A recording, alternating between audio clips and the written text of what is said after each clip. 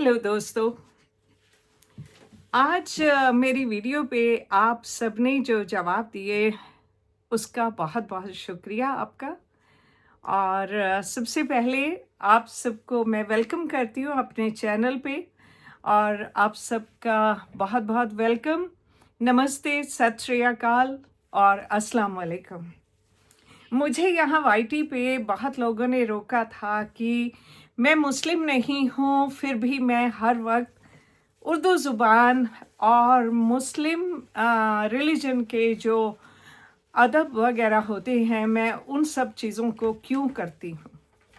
देखें, किसी चीज़ को अगर आप रिस्पेक्ट दे रहे हैं तो आप भी बेहतर है कि उस रिस्पेक्ट को कबूल करें, ना कि उस पे आप ये कहें कि आप हमारी तरह उर्दू क्यों बोलती हैं, आप हमारी तरह अस्सलाम वालेकुम क्यों बोलती हैं, आप जुम्मा मुबारक क्यों बोलती हैं। बहुत मुझे ट्रोल किया गया है, इन बातों पे बहुत ज़्यादा ट्रोल किया गया है। और मैंने शुरू में अपनी वीडियोस में बताया भी था कि मुझे उर्दू ज़ुबान से बहुत ज़्यादा लगाव रहा है, क्योंकि मेरे फादर, मेरे मदर पार्टीशन से पहले पाकिस्तान में थे। मेरे मदर को तो उर्दू पढ़नी नहीं आती थी, लेकिन मेरे फादर को बहुत आती थी।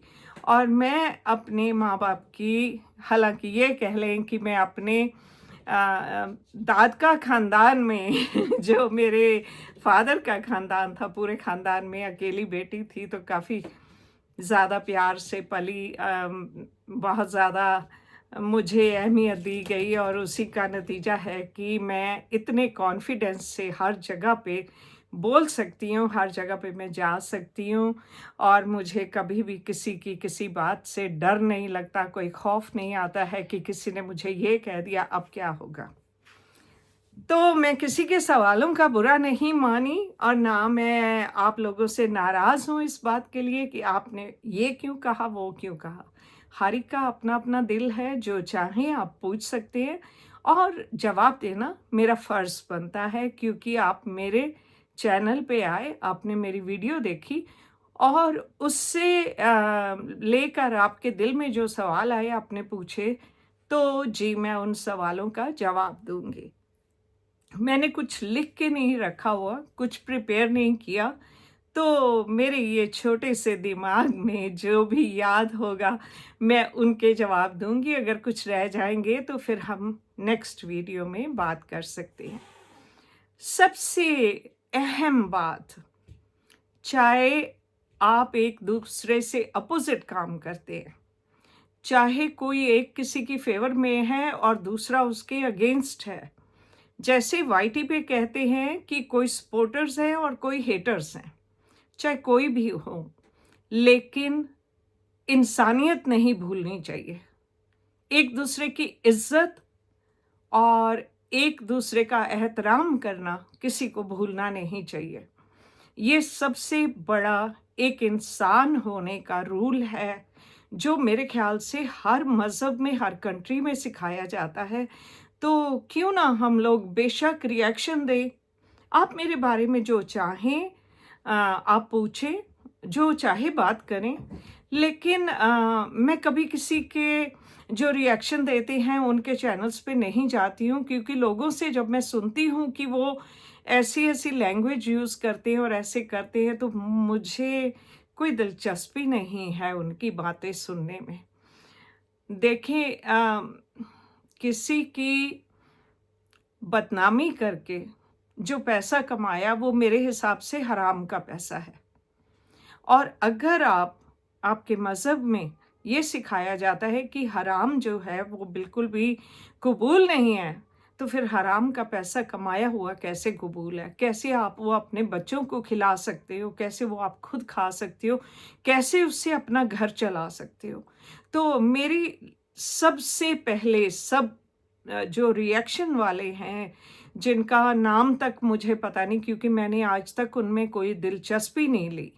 हाँ, कुछ लोग आज मेरे चैनल पे आए और उन्होंने कुछ तंज किए, कुछ उन्होंने रूड रिमार्क लिखे या कुछ भी लिखा, लेकिन मेरा ये नहीं कि उससे कोई मेरा दिल दुखा है, क्योंकि मेरे दिल की केयर करने वाले मेरे भगवान, मेरे वाहिगुरु, क्योंकि मैं सिखिज़्म को बिलॉन्ग करती हूँ, तो मेरे जो वाहिगुरु हैं और हिंदुइज़्म के जो महाशिव हैं, मैं उनको बहुत मानती हूँ। वो मेरे गुरु हैं और वो मेरी रक्षा करते हैं। वो मेरे साथ हैं हर जगह पे, मुझे किसी के लिए कुछ भी सोचने की, घबराने की ज़रूरत नहीं है। तो जी, वो एक ज़रा सी रिक्वेस्ट है, अगर आप करके देखें कुछ दिन, आपकी ज़िंदगी बदल जाएगी और आप अपने घरों में खुशियाँ महसूस करेंगे। अगर आप वो गंदी ज़ुबान, गंदे डायलॉग्स बोलने, किसी पे इल्ज़ाम लगाने, किसी को ज़ेड वर्ड कह के बुलाना, बहुत गलत है।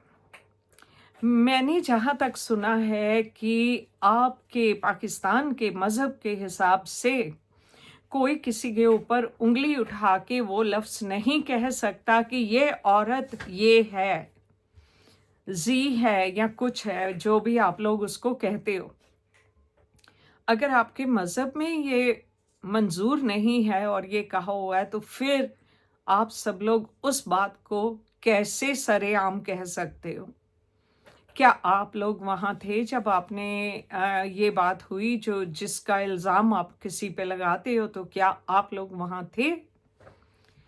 ये बातें जो होती हैं, ये बंद चारदीवारी में होती हैं और उसका कोई ना तो अम, उसका गवाह होता है, ना उसका कोई कुछ कहने वाला होता है और ना ही एक इंसान के कहने पे वो बात मानी जा सकती है, ऐसा मैंने सुना है। तो फिर क्यों आप खुद अपनी ज़िंदगी बर्बाद कर रहे हो? क्यों गुनाहों में फँस रहे हो? ये एक सिर्फ़ आप लोगों से रिक्वेस्ट और रिमाइंडर है कि आप इन बातों को छोड़ें और रिएक्शन देना है। हाँ, कहें जो मर्ज़ी, फलाँ ने बिज़नेस चलाया, उनका बिज़नेस अच्छा नहीं चला। फलाँ जो है वो बहुत फ़ैशन करता है, वो बहुत ऐसे, अब मैं भी बैठी हूँ, देखो कोई दुपट्टा नहीं लिया, कोई कुछ नहीं, क्योंकि हमारे में कोई ऐसा वो रुकावटें नहीं हैं। हमारे में कोई ऐसी मजबूरियाँ नहीं हैं कि आपने ये करना है, आपने वो करना है। तो मैं तो भई ऐसी हूँ। हाँ, मुझे लोग बुढ़िया-बुढ़िया कह के बुलाते हैं, तो उनके घरों में बुज़ुर्गों को, बड़ों को ऐसे ही मुखातिब किया जाता होगा कि वो बुढ़िया है, वो बूढ़ा है, उनके बाप बूढ़े हैं, उनकी माँ बुढ़िया है, ऐसे कहा जाता होगा। हमारे में रिस्पेक्ट से बूढ़ों को बुलाया जाता है। हम लोग ऐसे घरों से नहीं आए जहाँ पे ये गंदी ज़ुबान इस्तेमाल की जाए। तो एटलीस्ट थोड़ा-सा अपने बच्चों का ख़्याल करें कि वो भी आपके नक्शे कदम पे चलेंगे और कैसी औलादें आप पाल रहे हैं फिर। ये थोड़ी-सी जो मैं एडवाइस दे रही हूँ, लेना ना लेना आपका काम है, लेकिन बताना मेरा फ़र्ज़ है।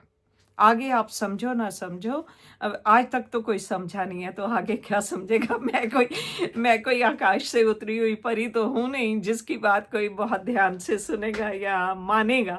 तो ठीक है जी, जब किसी को अक्ल आनी है तभी आएगी, तो ठीक है, आपकी मर्ज़ी। तो चलते हैं पहले सवाल की ओर कि मैंने सितारा से इतने कपड़े क्यों खरीदे? देखिए जी, मेरे पैसे, मेरी मर्ज़ी और मेरा दिल, ये सब बातें मिलाकर एक चीज़ बनी कि मुझे ये कपड़े पसंद है, मुझे ये कपड़े पसंद है। आज ये जो मैंने पहना है, ये भी पाकिस्तान के ही आउटफिट हैं, जो वहाँ के अलग-अलग स्टोर्स में मेरे तकरीबन महीने 2 महीने में 1 आध शिपमेंट आती रहती है और काफ़ी बड़ी शिपमेंट आती हैं, क्योंकि मुझे कपड़ों का शौक है और किसी चीज़ की ऊपर वाले ने कमी नहीं की हुई है। तो जब दिल करता है, कोई चीज़ अच्छी लगती है तो ले लेते हैं। तो इस बार मैंने सोचा चलें ठीक है, कोई बाज़ार वाले कपड़े इतने पसंद भी नहीं आ रहे हैं और सितारा को हम कई साल से सपोर्ट कर रहे हैं। ये नहीं है सितारा के कपड़े बिक नहीं रहे थे और मैंने खरीद रहे। मुझे उल्टा कह कह के बनवाने पड़े क्योंकि उनके कपड़े बिक चुके हुए थे। और मैंने कहा कि ऐसा वाला अगर मिल सकता है तो सितारा ने जवाब दिया कि ऐसे वाले दोबारा से हम करवा रहे हैं, थोड़े कम हो गए थे और बन रहे हैं। तो उन्होंने जो बनवाए, फिर मैंने वेट किया, महीने से ऊपर लग गया क्योंकि उनके और ऑर्डर्स भी थे। और ऐसा नहीं है कि उनके कपड़े बिल्कुल डंप किए हुए थे, कहीं कूड़ेदान में पड़े हुए थे, बिक नहीं रहे थे। तो मैंने बड़ा तरस खा के मैंने सोचा चलो सितारा, मैं तुम्हारी मदद करती हूँ और मैं ये सारे कपड़े खरीद लेती हूँ।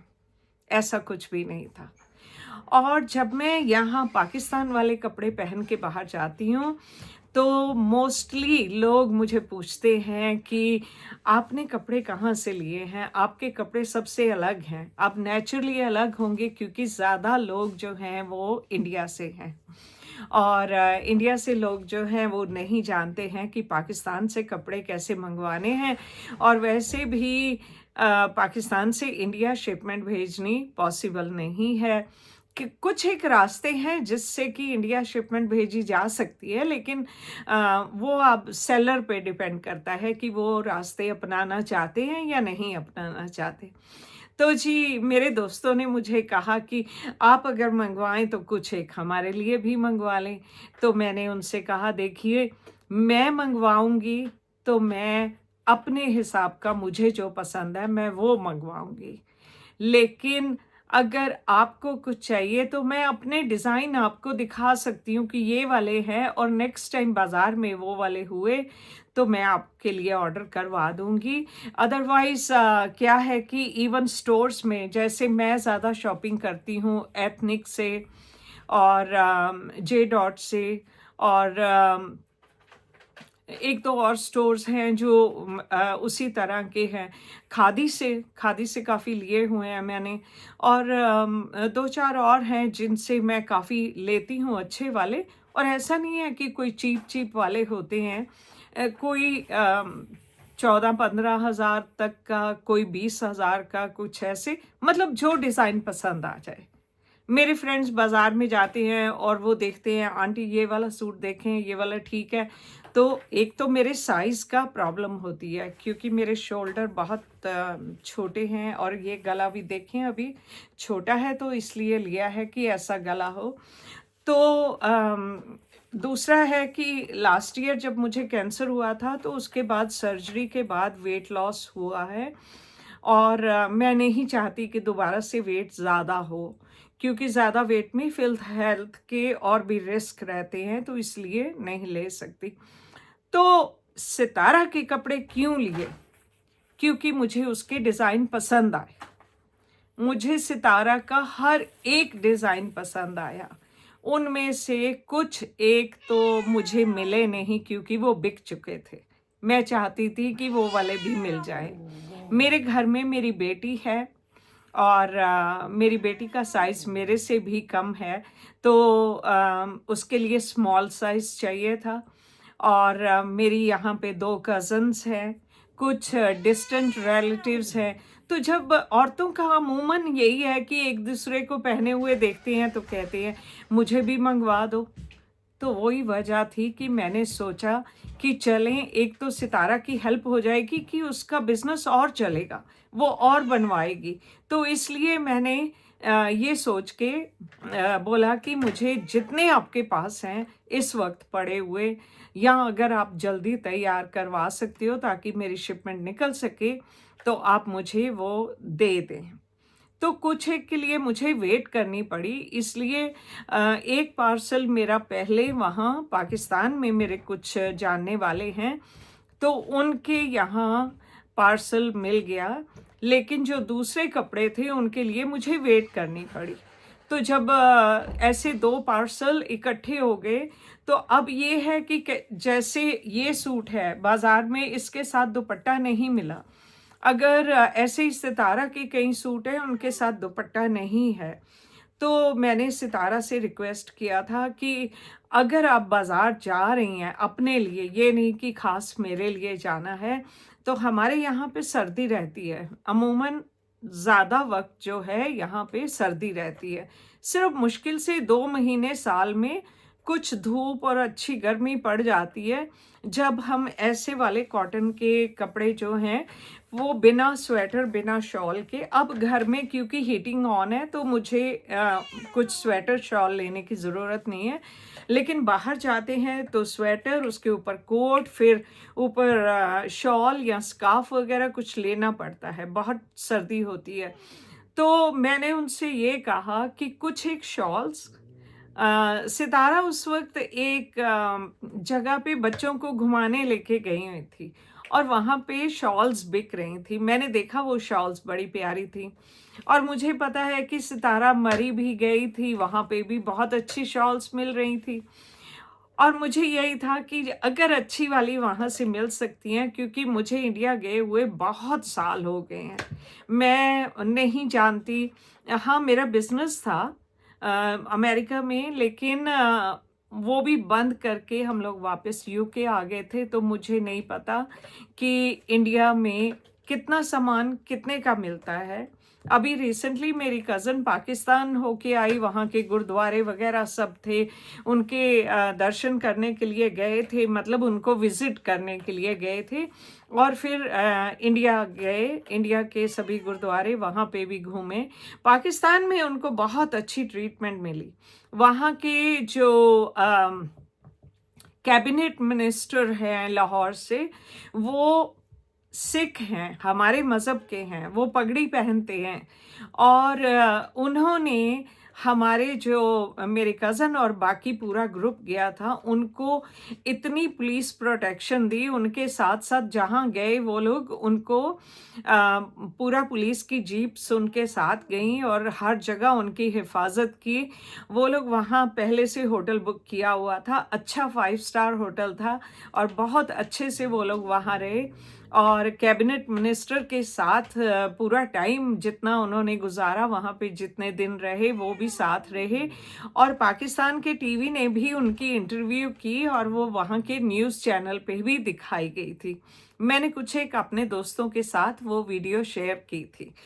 तो जी, कपड़ों पे आते हैं। कपड़ा सितारा से इसीलिए लिए क्योंकि सभी को क्रेज़ है। मेरी वो कज़न अमेरिका से पाकिस्तान गई थी, उसके साथ उनका पूरा ग्रुप भी अमेरिका से था। तो उन्होंने वहाँ से थोड़ी बहुत शॉपिंग की, लेकिन मुझे कहने लगे जो तेरे वाले कपड़े हैं वो हमें नहीं मिले, क्योंकि कुछ एक लोगों ने बताया कि यहाँ से मिल जाएंगे, इस मॉल से, इस शॉप से मिल जाएंगे, लेकिन कहते हमें अच्छे इतने ज़्यादा नहीं मिले।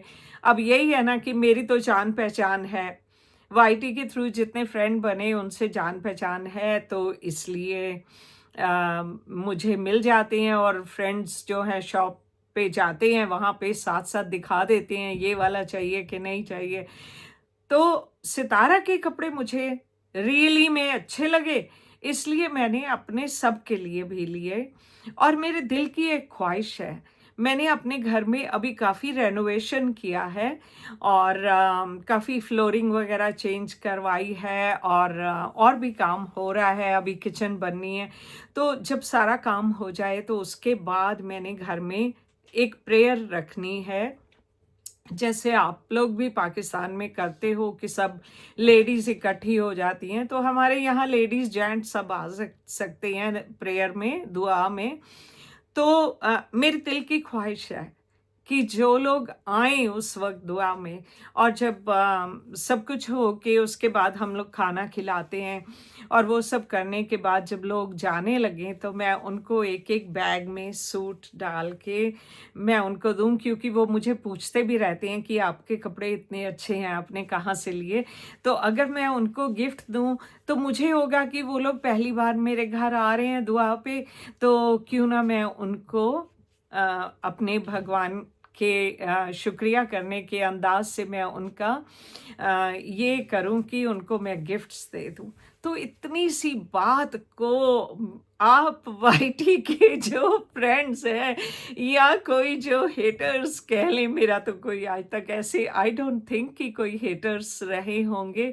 अगर होंगे कोई तो वो अपने चैनल पे होंगे, मेरे यहाँ आके कोई हेट सब्जेक्ट ऐसा है नहीं। कुछ एक मिले थे, वो भी स्टोरी सुनाऊंगी आपको। लेकिन इस वक्त मैं शुक्र करती हूँ अपने रब का कि ऐसे लोगों से मेरा पाला नहीं पड़ा। अब दूसरा सवाल, लोगों ने मुझे कहा कि सितारा तो ऑलरेडी इतने पैसे में रहती है, उसके पास बहुत करोड़ों लाखों कितने कितने पैसे हैं, तो उसको किस चीज़ की कमी है, आपने क्यों उसके लिए इतना किया कि आप उसको शॉपिंग करके हेल्प करें।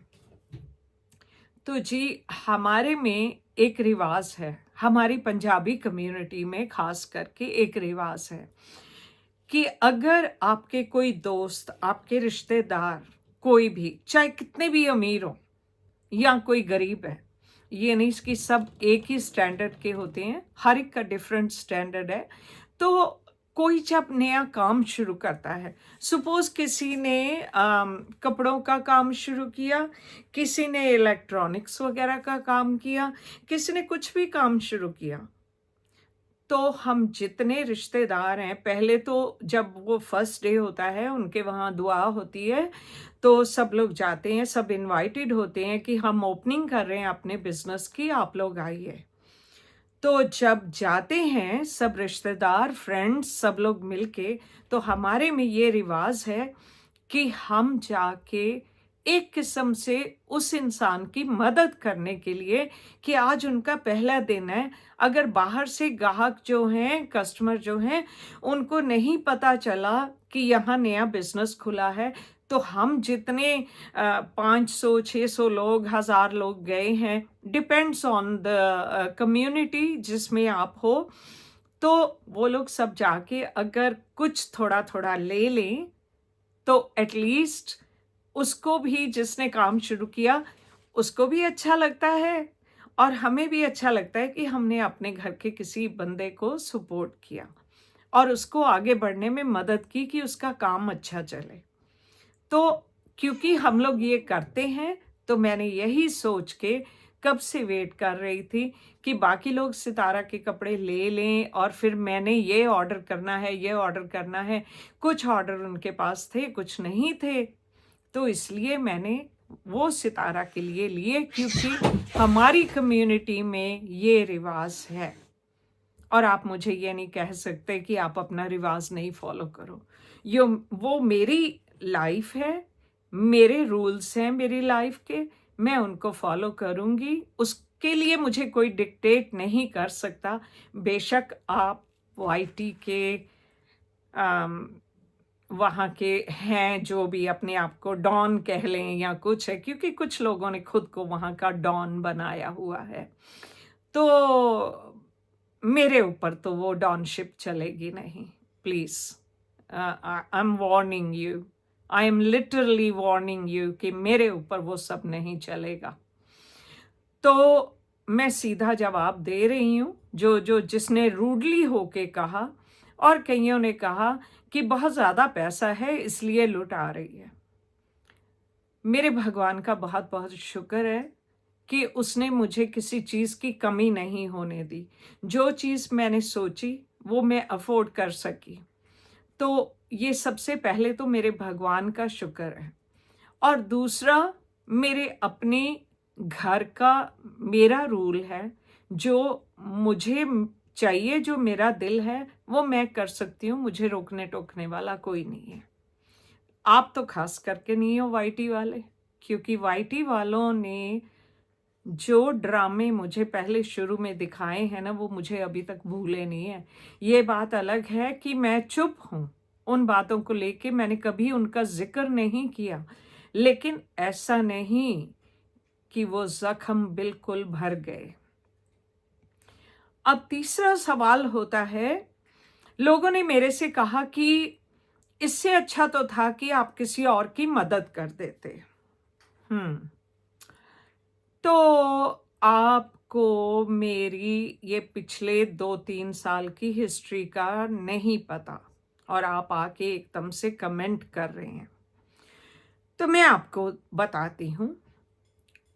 ऑफ कोर्स मेरी नेचर यही है कि जितना हो सके दूसरों की मदद करो, और माँ बाप ने भी यही तालीम दी है, और माँ बाप भी हमेशा आखिरी दम तक उनको यही रहता था कि हर एक की मदद करो। तो मैंने भी वाईटी अभी शुरू ही किया था। पहले तो मेरा कोई चैनल नहीं था। जब सितारा के साजिद ने सेकंड मैरिज की और उसके बाद उनकी बहन ने उन पे जो इल्ज़ाम लगाया, उस वक्त मेरा चैनल नहीं था। तो ऐसे ही अपने लैपटॉप पे कुछ सर्च करते करते मैं यूट्यूब पे पहुंची, और वहाँ पे कुछ अपने इंडियंस को और कुछ पाकिस्तान के लोगों को ऐसे मुझे तो ये भी नहीं पता था कि ये व्लॉग होते हैं। ऑनेस्टली आई डिडंट नो कि ये ऐसे व्लॉग बनाते हैं और ये होता है, कुछ नहीं, मुझे कुछ नहीं पता था। तो मैंने कहा अरे ये तो बड़े अच्छे अच्छे यहाँ पे वीडियो हैं, यहाँ पे लोग बातें कर रहे हैं। बाद में जब देखा वहाँ पे लड़ाइयाँ हो रही हैं, तो मेरा दिल नहीं था चैनल बनाने का, या कुछ ऐसा इंटरेस्ट नहीं था मुझे कि मैं भी चैनल बनाऊं। लेकिन सितारा को मैंने सपोर्ट करना शुरू किया। उस वक्त आयरलैंड से एक बंदे ने लाइव लगाई हुई थी, और मैंने देखा तो मैंने कहा मैं भी सुनती हूँ यहाँ क्या हो रहा है। तो मैं उस लाइव में चली गई। उन्होंने वहाँ लिंक भेजा कि अगर कोई आके बात करना चाहता है। अब मेरी तो आदत है बहुत बोलने की। जैसे अब भी इतना बोलती जा रही हूँ। और मैंने सोचा क्यों नहीं, मेरे दिल में भी कई बातें हैं सितारा को लेके, तो मैं क्यों ना बोलूं। एट दैट टाइम वो आदमी जो थे वो सितारा की सपोर्ट में बात कर रहे थे, तो मुझे भी हुआ कि मैं भी अपने पॉइंट्स रखूं। अच्छा, उस आदमी में उसने चैनल तो बनाया हुआ था, लेकिन उसकी एक वीकनेस थी कि उसको बात करनी नहीं आती थी। तो जब मैं वहाँ गई और मैंने वहाँ जाके पैनल पे जॉइन किया और मैंने बात करनी शुरू की, तो बहुत लोग मेरे साथ अच्छी तरह से पेश आए, और उन्होंने कहा कि आप रोज़ाना आइए, हम यहाँ लाइव करेंगे, आप इसमें आके हिस्सा लें। काफ़ी वक्त मैं उनके वहाँ हिस्सा लेती रही, लेकिन मेरी वजह से उसके यहाँ इतने ज़्यादा सब्सक्राइबर हुए, इतने ज़्यादा, क्योंकि मैं बात करती थी, जैसे अब भी कर रही हूँ, बात करती थी। तो लोग तो बात सुनने आते हैं, तो कोई अगर हिस्सा ले रहा है बात में, तो नेचुरली बात है लोग आएंगे, तो उनके सब्सक्राइबर बढ़ गए। So he was trying to use me, he was trying कि काम सारा मैं करती जाऊं। इवन यहाँ तक कि एक सऊदी अरेबिया से लेडी आई थी, मैंने उनको बताया कि ये लेडी को मैंने ईमेल भेजा है सितारा के लिए, और वो लेडी सऊदी अरेबिया के, I think most people know her, मैं नाम नहीं लूँगी। उन्होंने सितारा की काफ़ी हेल्प की, सितारा का चैनल ग्रो करने में उन्होंने पहले शुरू में बहुत हेल्प की, लेकिन बाद में वो सितारा की बहन के साथ मिलके सितारा के अगेंस्ट हो गए। तो तब से मैंने उनसे भी बात करना बंद कर दिया। एनीवे, एट दैट टाइम जब सितारा का फिर थोड़ा चैनल चला और थोड़े मामलात ठीक होने शुरू हुए, तो सब लोग मुझे कहने लगे कि आप खुद चैनल क्यों नहीं बनाती हो। तो मैंने उस वक्त चैनल शुरू किया, और काफ़ी लोगों से मुलाकात हुई, और मुझे चैनल बनाने का ज़रा भी आइडिया नहीं था। इतना भी नहीं पता था कि कैमरा कैसे ऑन करते हैं, कैमरे में किस एंगल में देख के बोलना होता है, क्या होता है। इतनी रबिश वीडियोस मैंने बनाई हैं शुरू में कि खुद भी देख के लगता है कि कितनी बुरी हैं, लोगों ने कैसे देखी होंगी मेरी वो videos. But everybody starts from scratch, और मुझे कोई शर्म नहीं है ये कहते हुए कि मेरी शुरू की वीडियोस मुझे खुद को पसंद नहीं है, और लोगों को तो क्या ही पसंद आई होंगी। लेकिन आहिस्ता आहिस्ता करके मेहनत किया, और मेहनत करने के बाद आज इस जगह पे पहुंची हूँ। अब आपके उस सवाल का जवाब कि इससे अच्छा था कि मैं किसी लोगों की मदद कर देती। तो जब मैंने चैनल शुरू किया, वहाँ मुझे 2-3 लोगों से फ्रेंडशिप हो गई। 2 भाई भी थे, आदमी थे जो उम्र में मेरे से बहुत छोटे हैं, लेकिन उन्होंने मुझे एक बहन का दर्जा दिया और आज तक वो भाइयों जैसे मेरे साथ हैं इतने सालों से।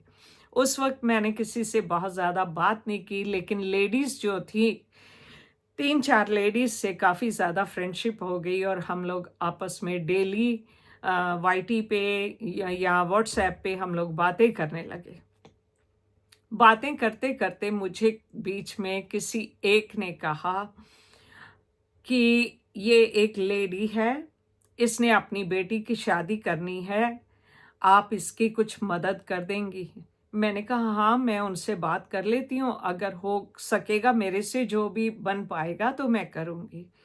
मैंने उस लेडी से बात की, वो लाहौर से थी, उनका पहले से चैनल था और मैंने उनसे बात करके कहा कि आपने कब शादी करनी है? तो उन्होंने कहा कि साल डेढ़ तक करेंगे, अभी नहीं करनी है।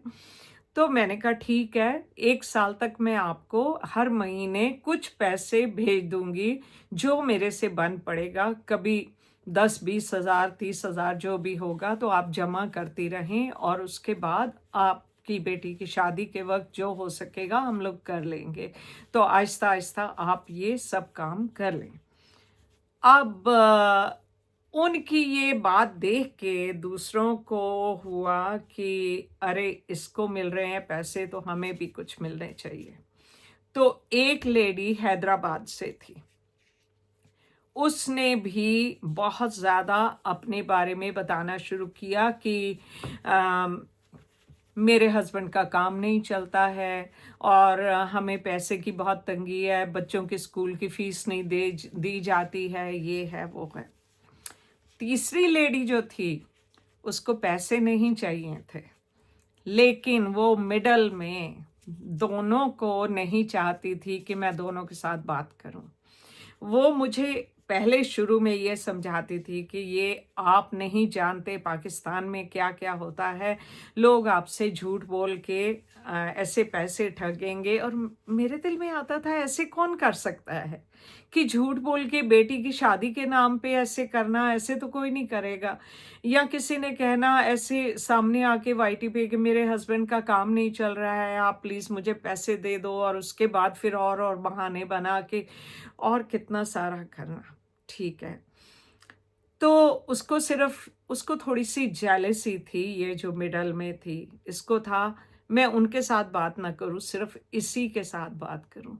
अब ये बातें जो होती हैं ना टीनेज गर्ल्स में होती हैं। मैं इतनी ओल्ड एज की होके मेरे से ये बातें करना मुझे कुछ ठीक नहीं लगा। मुझे सिर्फ़ ये था अपने काम से काम रखना है, कभी-कभी जो फ्रेंड्स बने हैं उनसे बात कर लेनी है। तो मदद का कहाँ से हुआ? मैंने वो लाहौर वाली को काफ़ी पैसे देने शुरू किए, जब भी उसने माँगे दिए और एक बार जब उसके पास 95,000 रुपीस हो गए, तो मैंने कहा अब तो 1 लाख के करीब होने वाला है और जब शादी आप तय करोगे तो उस वक़्त थोड़े पैसे दे के तो एटलीस्ट आप अच्छे से शादी कर सकते हो। तो उसने कहा नहीं-नहीं आंटी ऐसे कैसे हो सकता है? अ, हमने तो फर्नीचर वग़ैरह लेना है, हमने ये करना है मतलब सब कुछ she was expecting from me और उसने क्या किया वो 95,000 का जाके 5 टी सेट्स लेके आ गई और मुझे कहा कि आंटी वो पैसे तो मैंने टी सेट्स लेने में लगा दिए।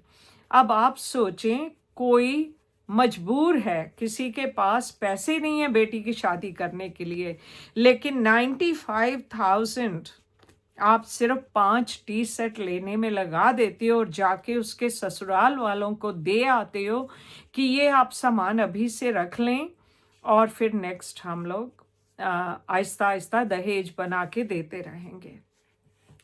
Then she started telling me, showing me her room कि ये देखें यहाँ हमारे घर में अंदर पानी आ रहा है, हम खाना भी नहीं बना सकते, एक कमरे में रहते हैं, यहीं पे कुकिंग करते हैं और सोते हैं ज़मीन में, ज़मीन के ऊपर बिस्तरे बिछा के, वहाँ सारा पानी आ रहा है हमारा।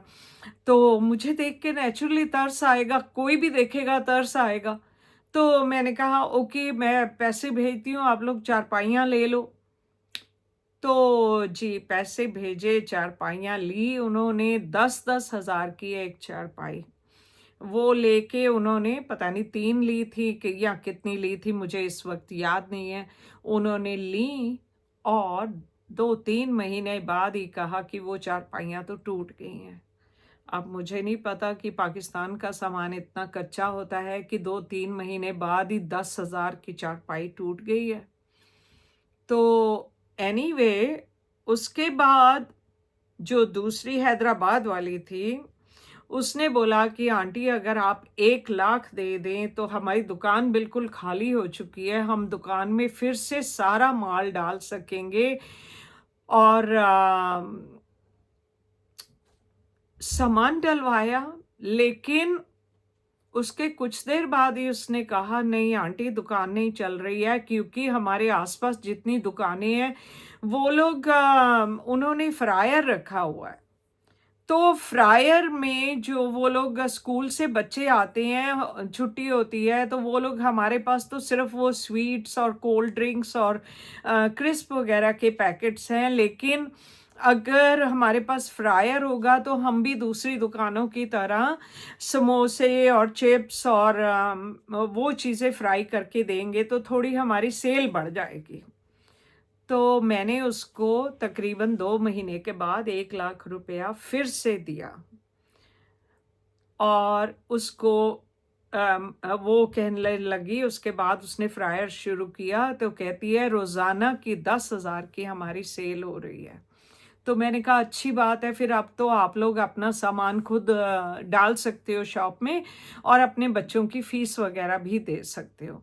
ये सारी बेवकूफ़ियाँ मैंने की क्योंकि मुझे पाकिस्तान की आवाम के बारे में नहीं पता था कि वो कैसे लोगों को धोखे देते हैं। नाम को 5 वक़्त नमाज़ पढ़ते हैं और अल्लाह अल्लाह करते हैं, लेकिन धोखा देने में नंबर 1 हैं। ये मैं मुँह पे कहूँगी। मे बी सारे नहीं हैं, लेकिन जो मुझे टकरे वो ऐसे वाले टकरे। उसके बाद उसने फिर से बोला कि आंटी कुछ टाइम निकला तो बीच में उसने कहा कि मैं किसी के भी चैनल पे जाके उनकी वीडियो नहीं देख सकती क्योंकि हमारे पास एक ही फ़ोन है, वो फ़ोन कभी बच्चे ले लेते हैं, उन्होंने काम करना होता है या कुछ है। आंटी अगर आप हमें लैपटॉप ले दो तो बच्चों का भी काम स्कूल का इजीली हो जाएगा और मैं सबकी वीडियो देखा करूँगी आके, आपके व्यूज़ बढ़ेंगे और सबका ये होगा। मैंने एक पुराना लैपटॉप, हमारे चैनल पे एक भाई आते थे, वो भी हैदराबाद में रहते थे, वो भाई ने कोई मेरे साथ धोखा नहीं किया, पूरी रसीद बना के दिखा के मुझे उन्होंने कि ये इतने का है, मैंने उतने पैसे दिए और इस लेडी को लैपटॉप लेके दिया। लेकिन इसने कभी कोई साथ नहीं दिया, किसी का कोई काम नहीं किया, बस अपने लिए उसने किया। लेकिन बाद में जो ये तीसरी लड़की थी, इसने इतनी लड़ाइयाँ डलवाई, इतनी लड़ाइयाँ डलवाई बीच में, उसने मेरे अगेंस्ट वीडियो बनानी शुरू कर दी और यहाँ तक कि उसने आके ये वो भाई को बोला कि आपको तो सुनीता आंटी बदनाम कर रही हैं कि आप उनके पैसे खा गए और ये लैपटॉप के पैसा इतने का लैपटॉप नहीं था और ये है वो है, उनको भी झूठ बोला। मेरे लिए उसने इतनी गंदी गंदी वीडियो बनाई, इतनी गंदी वीडियो कि कोई शरीफ इंसान उन वीडियोस को सुन नहीं सकता। और उसके बाद उसने कहा कि मैं इस औरत को बद्दुआ देती हूँ कि ये 1 दिन के बाद मर जाएगी। तो मुझ पे तो कोई असर नहीं हुआ।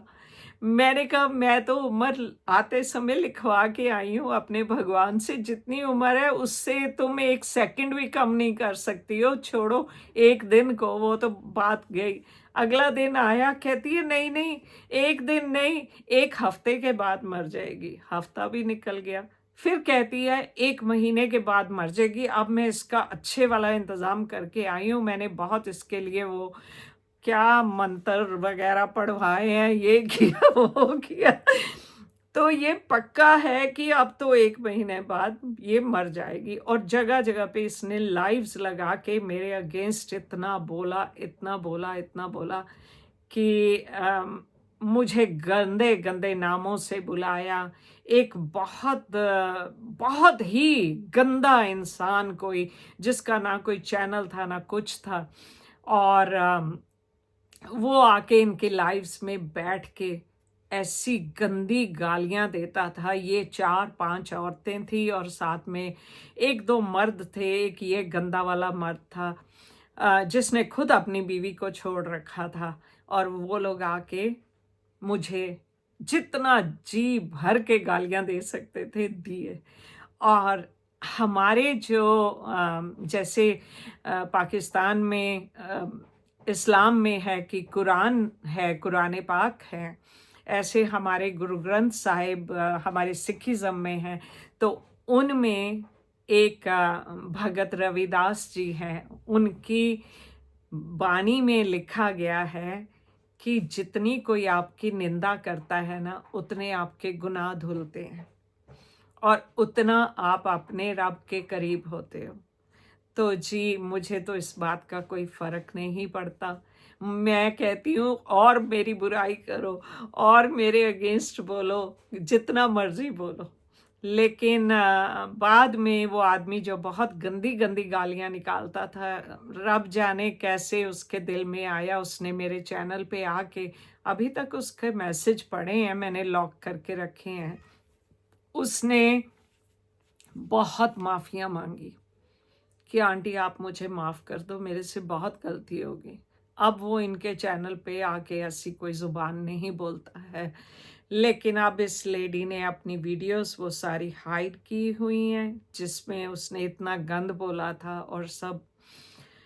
और जो हैदराबाद वाली थी, उसने एक बार फिर से कहा कि आंटी मेरे को मेरी किडनीज़ का ऑपरेशन करवाना है, मेरे हस्बैंड का मैदा ख़राब समथिंग हो गया है, डॉक्टर ने बोला उसकी सर्जरी करनी है, आप मुझे इतने पैसे उधारे दे दो, मैं आपको 10,000 महीने के करके दूंगी। उसने फिर से मेरे से पैसे उधारे लिए और उसने पहले 3 महीने तो कोई पैसा वापस नहीं किया। 3 महीने के बाद उसने, जब मैंने याद दिलवाया कि तुमने हर पहली को तुमने मुझे इतने पैसे 10,000 देने का वादा किया था, तो उसने 5,000 सिर्फ 3 महीने 5-5 हज़ार करके उसने दिए और उसके बाद एक पैसा नहीं दिया। और उस बीच उसने मेरे से ऑटोमेटिक वॉशिंग मशीन भी ली।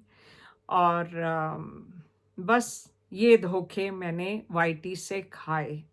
ये गरीब सोच के मैंने जिन लोगों की मदद की, ये ऐसे मुझे लूटा गया।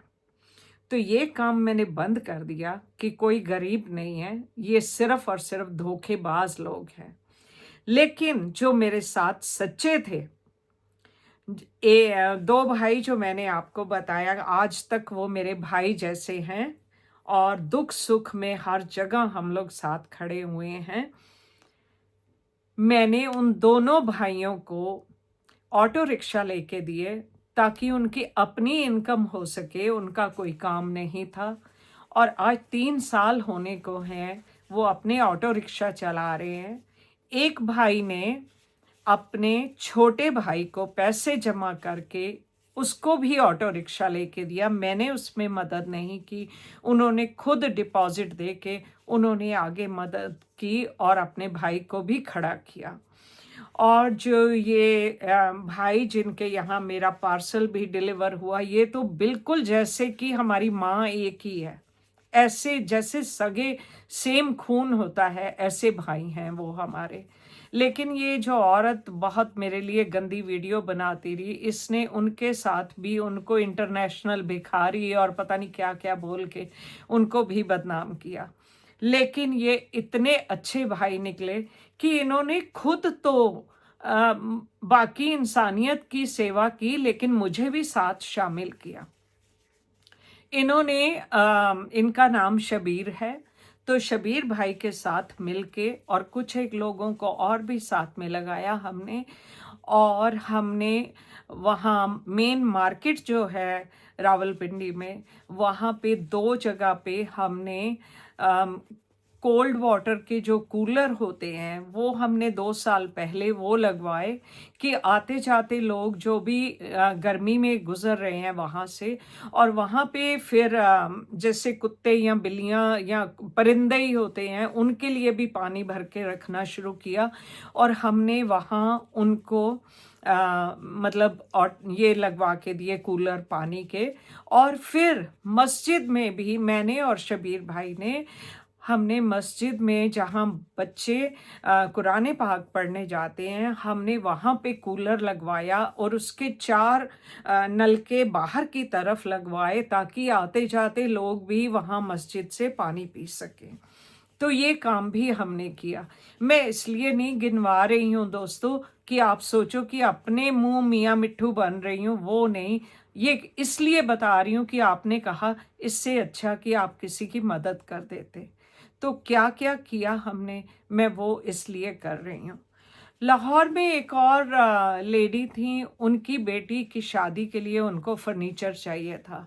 तो मैंने उसके बेडरूम का सारा फर्नीचर, जिसमें बेड था, एक अलमारी थी, ड्रेसिंग टेबल था, साथ में जो ड्रेसिंग टेबल की चेयर होती है, और कपड़े रखने वाली अलमारी, और वो सब भी मैंने उनको लेके दिया। शबीर भाई रावलपिंडी से लाहौर गए और वहाँ खुद उन्होंने फर्नीचर सेलेक्ट करके उनके दामाद को बुलवा के, वो हमने इवन डिलीवर करने के भी पैसे हमने खुद दिए, 2000 रुपया। और उनके घर मतलब ये लेडी जो थी यूट्यूबर हैं, वो भी उनकी बेटी के ससुराल में हमने वो फर्नीचर पहुंचाया। तो वो भी हमने किया। उसके बाद शबीर भाई की बहन, जिनका हस्बैंड 1 साल पहले फोत हो चुका था, उनका एक बेटा 15-16 साल का अब जाके हुआ है, लेकिन अब 2 साल, इस ईद पे 2 साल हो गए उनके हस्बैंड को फोत हुए। तो लास्ट ईयर उनकी बहन की टांग टूट गई, उसका ऑपरेशन करना था। इतना शबीर भाई भी अफोर्ड नहीं कर सकते थे। तो एक उनकी अम्मी को भी शबीर भाई की सेम टाइम पे शबीर भाई की अम्मी को फालिज का अटैक आया था। तो उनके लिए भी पैसा शबीर भाई ने खुद से लगाया, उनका इलाज हो रहा था हॉस्पिटल से। लेकिन और जो चीज़ें चाहिए थी, जैसे कमोड वगैरह, अब फालिज का अटैक हुआ, इंसान नीचे नहीं बैठ सकता, तो व्हील चेयर चाहिए, वो सब जो जो हो सका मैंने किया उनके लिए। लेकिन उनकी बहन का उन्होंने पहले आम हॉस्पिटल में दिखाया, तो वहाँ पे उन्होंने जो प्लास्टर लगाया, 2 महीने प्लास्टर लगा रहा, उनकी टांग नहीं जुड़ी। तो फिर मैंने उनसे कहा आप प्राइवेट हॉस्पिटल दिखाएं। वहाँ दिखाया तो उन्होंने बोला कि ये तो टांग 2 टुकड़े है, इसमें तो जब तक रॉड नहीं डलेगी, एक्सरे में साफ नज़र आ रहा है, ये जुड़ेगी कैसे। तो फिर हमने लास्ट ईयर इनका ऑपरेशन करवाया, जिसपे 1.5 लाख का खर्चा तकरीबन आया था, क्योंकि 2 रॉड डलनी थी, ऑपरेशन था बड़ा। तो वो करवाया। उनको डायबिटीज़ है, तो उनका काफ़ी ख्याल रखना पड़ा। तो शबीर भाई उनको अपने घर लेके आए। इनका घर कोई इतना बड़ा नहीं है, लेकिन जैसे तैसे करके उन्होंने अपनी बहन की अच्छी सेवा की। और उनको बाद में हमने जब प्लास्टर खुला तो उनको फ्रेम से चलना, वो फ्रेम लेके दिया और उनको चलना सिखाया, और फिर वो अपने घर गई। तो इस बीच मैंने शबीर भाई को खुद कहा कि इनका बेटा जो है कहीं और काम करता है, या कभी किसी का रिक्शा किराए पे लेके चलाता है, तो इतनी इनकम नहीं है घर में। तो चलें, मैं उसके लिए भी ऑटो रिक्शा लेके देती हूँ, क्योंकि ये एक मजबूर फैमिली है, उनके सर पे बाप का साया नहीं है। तो मैंने उनको ऑटो रिक्शा लेके दिया, और वो बच्चा, शबीर भाई को मैंने बोला कि आप बताना नहीं उसको, आप रिक्शा लेके जाओ और उसके घर जाके वहाँ पे उसको जाके चाबी दो और उसको बोलो कि ये लो रिक्शा और जाओ, काम पे जाओ। जब वो वहाँ उसके घर लेके गए और उन्होंने चाबियां पकड़ाई, वो बच्चा इतना रोया, इतना रोया, उसने कहा आज मुझे मेरे अब्बू बहुत याद आ रहे हैं, कि मेरे अब्बू मेरे पास होते तो आज वो मुझे मेरे हाथ से देते, मुझे ऐसे किसी से नहीं लेना पड़ता। लेकिन वो बच्चा इतना सियाना है, इतना समझदार है, उसने अपनी माँ से अपने माँ के पैरों को हाथ लगाए और शबीर भाई के पाँव छुए और मेरा भी थैंक्स किया उन्होंने। और वो बच्चा, दोपहर के उस वक्त 2-2:30 बजे थे, वो गया और रात के 10-11 बजे तक काम करके एक दिन में वो 10,000 रुपया कमा के लाया और माँ की झोली में डाले। आपको लगता है कि मैं बस ऐसे ही पैसे उजाड़ने में लगी हूँ? जब ऐसे मजबूर लोग और जो सच्चे लोग हैं उनकी मदद करो और उनकी हालत को देखो, तो कौन नहीं चाहेगा करना। लेकिन जहाँ धोखे देने वाले मिल जाते हैं वहाँ इंसान थोड़ा सा डर जाता है कि वाकई ये करने वाले जो कह रहे हैं ये सच कह रहे हैं या नहीं कह रहे हैं। खैर एनीवे, अभी उनका घर अच्छे से चल रहा है, उस बच्चे की सगाई हुई है, लेकिन वो कहता है पहले मैं अपनी बहन की शादी करूंगा। डेली का वो 2,500-3,000 रुपया जो भी उससे हो सकता है वो कमा के लाता है। सुबह अर्ली घर से निकल जाता है, जितना कमाता है ला के अपनी माँ की झोली में डालता है। नेक लोग हैं, अच्छे लोग हैं। जबकि ये जो तीसरी लड़की जिसने हमारी लड़ाइयाँ डलवाई और मेरे लिए गंदी लाइव लगाई, ये इतना गंद बोली है शबीर भाई के लिए। अभी देखे, शबीर भाई ने एक दिन काम पे गए और वहाँ रिक्शे पे बैठे हुए थे, तो बाहर दूर से वो देख रहे हैं कि एक कोई बहुत बुजुर्ग आदमी हाथ में ऐसे सोटी पकड़ी हुई और आहिस्ता आहिस्ता करके चल रहे हैं। और उनका मतलब बहुत आहिस्ता चल रहे हैं, लेकिन उनको जैसे कुछ नज़र नहीं आता है कि क्या है। तो मुझे उन्होंने कहा कि आंटी देखिए, मैं आपको वीडियो बना के भेजता हूँ, ये बहुत बूढ़े बाबा हैं, समझ नहीं आ रही कि ये कौन है, ऐसे चल रहे हैं, इनको कहीं जाना है या क्या है, मैं इनको पूछ के आता हूँ। तो शबीर वहाँ गए उनके पास, उनसे पूछा, तो बाबा ने बताया कि उनकी आंखें, उसमें एक में मोतिया था, ऑपरेशन कराया, उसका खराब हो गई आंख, ठीक ऑपरेशन नहीं हुआ गवर्नमेंट हॉस्पिटल से, लेकिन अब दूसरी आंख से नज़र नहीं आता है। तो वो एक हाथ में सोटी ली हुई, वो आहिस्ता आहिस्ता चलते हैं और वो 15-15 रुपए के कार के विंड स्क्रीन्स को, कार की विंडोज को साफ करने वाले कपड़े बेचते हैं। जहाँ कोई कार रुकी होती है उसके पास जा जा के पूछते हैं कि 15 नहीं, सॉरी, 50 रुपए का कपड़ा बेचते हैं। तो शबीर भाई ने कहा कि अंकल आप जब भी चाचा आप जब भी काम ख़त्म करें तो मैं आपको आपके घर छोड़ दिया करूँगा, क्योंकि शाम हो जाती है तो आप उस वक्त लेट हो जाते होंगे, तो अंधेरा है, तो मैं आपको छोड़ आया करूँगा। तो उस दिन से शबीर भाई ने उनकी मदद करनी शुरू की कि उनको जाके उनके घर छोड़ आते थे। तो हमें पता चल गया कि वो कहाँ रहते हैं। उसके बाद कुछ वक्त निकला तो वो बाबा वहाँ पे नज़र नहीं आए। तो शबीर ने कहा कि आंटी मुझे वो चाचा नज़र नहीं आ रहे, बाबा या चाचा जो भी कुछ कहते थे उनको। तो मैंने कहा शबीर आप उनके घर जाओ, जाके पता करो कि वो ठीक हैं क्या है। तो जब वो उनके घर गए तो पता चला कि उन बेचारों को नज़र नहीं आता था, वो रोड पे थे। तो कोई मोटरसाइकिल वाला आया, उसने उनको टक्कर मारी और उनकी टांग टूट गई। और उनको अभी हॉस्पिटल लेके जाना है और उनको प्लास्टर वगैरह लगवाना है। तो शबीर भाई उनको अपने रिक्शा में बिठा के हॉस्पिटल लेके गए, उनका प्लास्टर लगवाया, सारा कुछ हो गया। उसके पैसे प्लास्टर के मैंने नहीं दिए, वो शबीर भाई ने खुद से दिए। तो मैं और शबीर भाई जहाँ हो सकता है इकट्ठे मिलके मदद करते हैं। तो उसके बाद उनका प्लास्टर खुलने का जब तक था तो मैंने उनसे कहा, शबीर भाई आप चाचा से कहें कि ये जो किराए के मकान पे रहते हैं हम इनके मकान मालिक से मिल लेते हैं और इनका किराया हम ही देंगे और इनके घर का खर्चा जितना हमसे हो सकेगा हम देंगे। और चाचा की बीवी जो हैं वो लोगों के घरों में काम करने जाती थी। तो मैंने एवरी मंथ उनका किराया देना शुरू किया, बिजली पानी का खर्चा देना शुरू किया। लेकिन राशन वगैरह कभी कभी देते थे, हर महीने नहीं देते थे, वो खुद ही उनकी वाइफ लेके आ जाती थी। तो उनका प्लास्टर खुल गया, 1 महीने बाद सब कुछ हुआ। लेकिन चाचा घर पे ही रहते थे, मैंने ही उनको कहा कि आपकी तबीयत ठीक नहीं है, अभी आप घर पे ही रहें।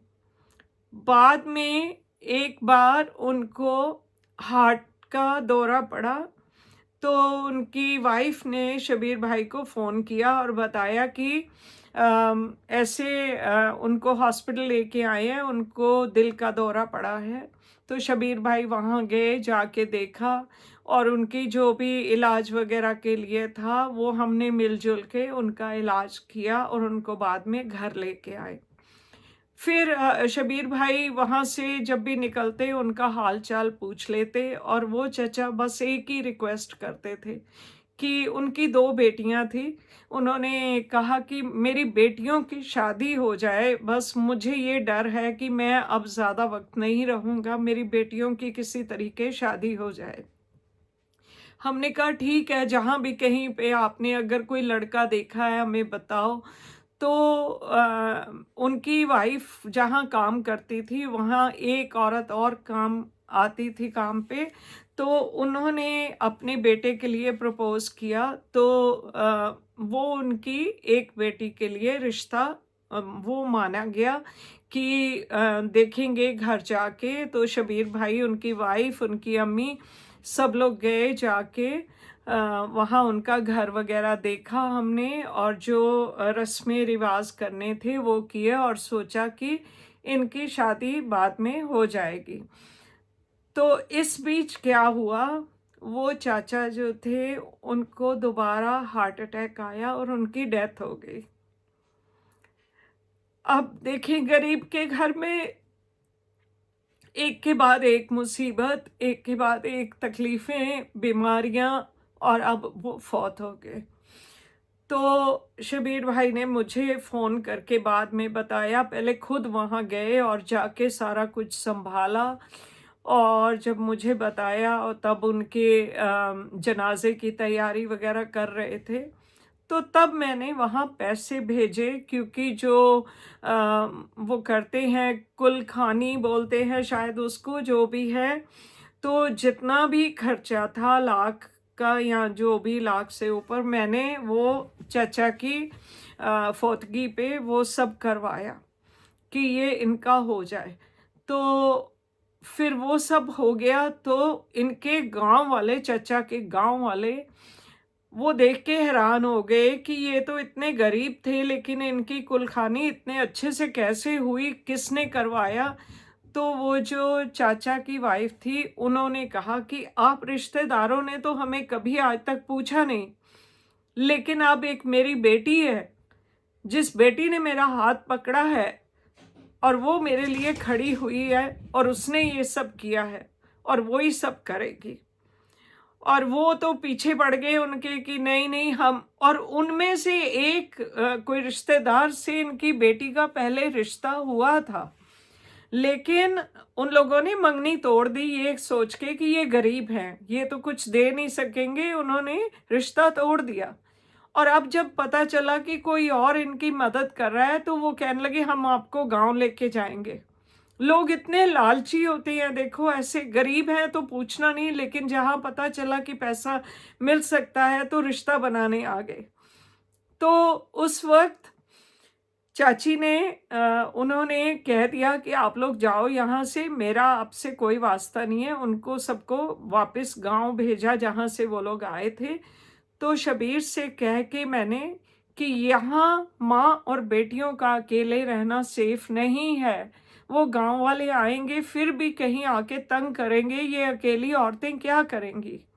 तो मैंने घर का डिपॉजिट दे के, किराए का, नॉट बाय करने का, तो उनके लिए दूसरी जगह पे हमने घर लिया।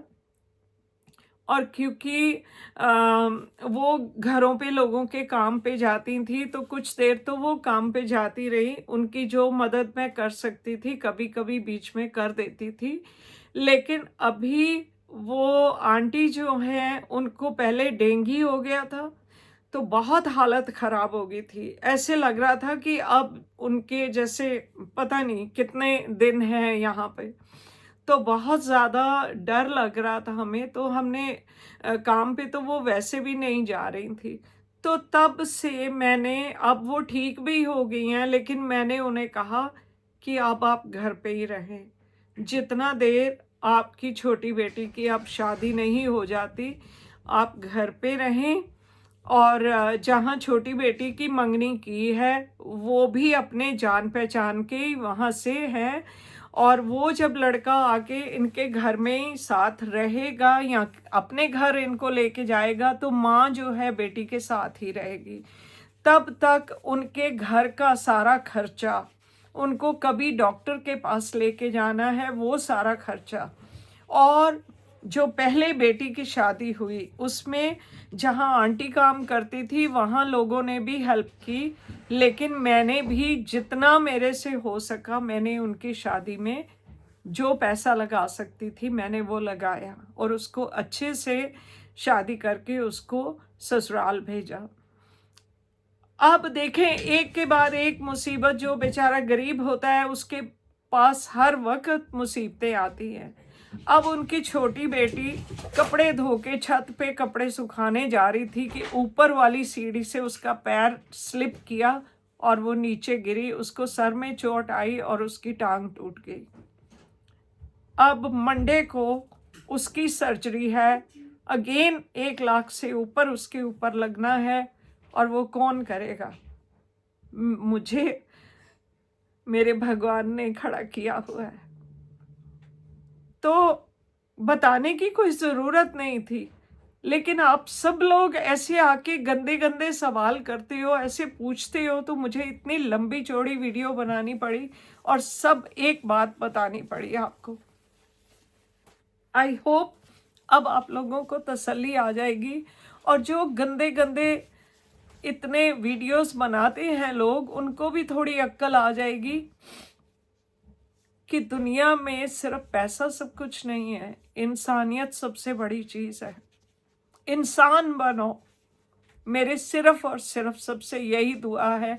दूसरे के लिए बुरे शब्द निकालने से पहले 1 सेकंड के लिए सोच लो कि हो सकता है ये आपका आखिरी सांस हो, आप इसके बाद इस दुनिया में ना रहे, तो आप जाके अपने अल्लाह को, अपने भगवान को क्या जवाब दोगे? आपने कौन सी अच्छाई की इस दुनिया में? सिर्फ दूसरों को गालियां दी, सिर्फ दूसरों को टोका, खुद क्या किया?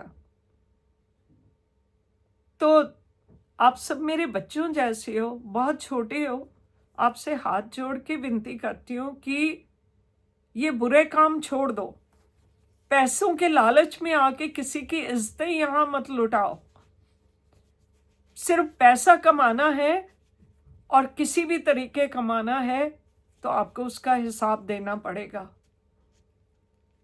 ये बातें करनी छोड़िए, और अगर हो सके तो अपने अंदर झांकिए कि आज तक आपने कैसा पैसा कमाया है। क्या आपने सच में हक हलाल का पैसा कमाया है? मुझे नहीं लगता जितने यहाँ रिएक्शनिस्ट बैठे हैं उन्होंने हक हलाल की कमाई की है। हाँ, कुछ एक हैं, हमारी वर्दा सिस्टर हैं, हमारी जाजिब सिस्टर हैं और नौशीन जी हैं। इन्होंने कोई ऐसा बुरा काम नहीं किया कि किसी को गालियां निकाली हो या कुछ है। तो देखो लोगों, बच्चों, आप सबसे यही कहूँगी, ये दुनिया फ़ानी है, यहाँ आप हमेशा के लिए नहीं हो। कब आपने चले जाना है आपको इस बात का पता भी नहीं चलेगा, और कौन उस वक्त आपको शमशान तक लेके जाएगा। पाकिस्तान के तो इतने बुरे हालात हैं कि पीछे न्यूज़ में पढ़ने को मिला कि एक ताज़ा कब्र को खोद कर किसी आदमी ने, उसको पता था ये औरत की कब्र है, और उसने उस कब्र को खोद के मुर्दा निकाल के उसके साथ गलत काम किया। ये पाकिस्तान के लोग हैं, ये पाकिस्तान के हालात हैं। मैं नहीं कहती कि 100% लोग खराब हैं, लेकिन बहुत ज़्यादा तादाद में लोग खराब हैं, और सुनकर रूह कांप जाती है कि इनको कोई खौफ नहीं है कि कल को इनके साथ क्या होना है। अभी भी वक्त है, सुधर जाओ। और ये जो गंदे गंदे चैनल बनाए हुए हैं ना रिएक्शन के नाम पे, अपने बच्चों को आप सिर्फ और सिर्फ जहर खिला रहे हो और कुछ नहीं। हो सके तो ये जहर ना खुद खाओ ना बच्चों को खिलाओ, हक हलाल की कमाई खिलाओ। बहुत शुक्रिया, उम्मीद करती हूँ आप लोग सेटिस्फाई होंगे मेरे ये सारे आंसर सुन के। अब आप में से किसने इतनी लंबी वीडियो देखी, किसने नहीं देखी, ये मेरी जिम्मेदारी नहीं है, लेकिन मैंने आपसे सारी बातें करनी थी, मैंने कर दी। उम्मीद करती हूँ कि आगे से कोई ऐसे कोई सवाल नहीं उठाएगा, उंगलियां नहीं उठाएगा किसी और की तरफ। सबके लिए ढेर सारी दुआएं, रब राखा, अल्लाह भगवान सब आपके साथ रहें और आपको अच्छी ज़िंदगी जीने की तौफीक दें। यही मेरी दुआ है आप सबके लिए। Bye for now, love you all. मेरे हेटर्स हैं तब भी आई लव यू। खुश रहें।